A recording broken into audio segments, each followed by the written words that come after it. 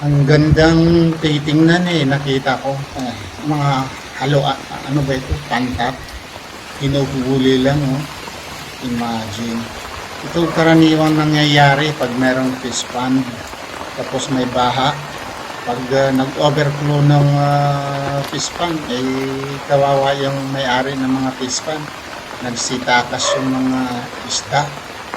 Pero ito, sarap nito eh. Favorito ko ito, itong tinatawag na pantat.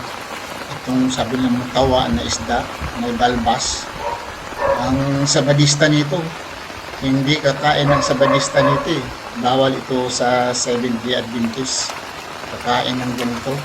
Pero ang sarap nito, lalo na kung adobohin or iihawin yun. Puti ang laman nito eh.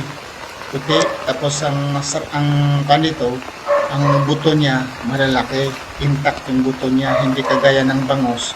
Kung ano-ano ang bangus, peligro sa bukog ba. Pero ito, masarap ito, mataba ito, alhamdulillah. Pero mag-ingat lang kayo dahil ang iba nito, inaalagaan ito, pero pinapakain ng mga patayang hayop, no? Kung ano-ano ang pinapakain.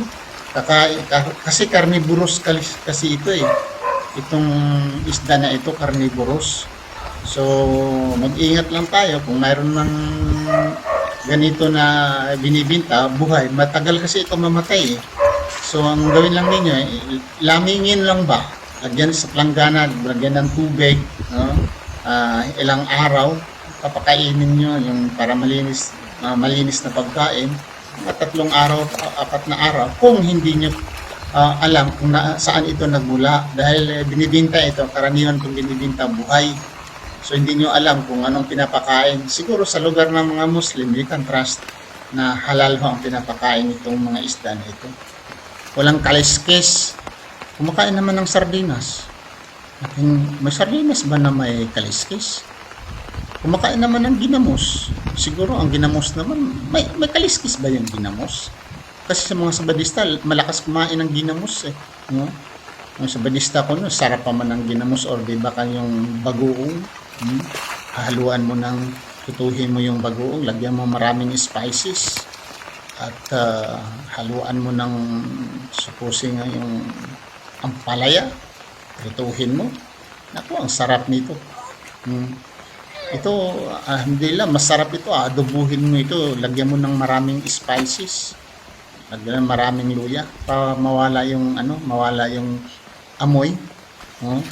Lagyan mo maraming luya. Tapos yung bawang. Haluan mo ng tanglad. So, dito lang po mga kapatid. Maraming salamat sa inyong panonood.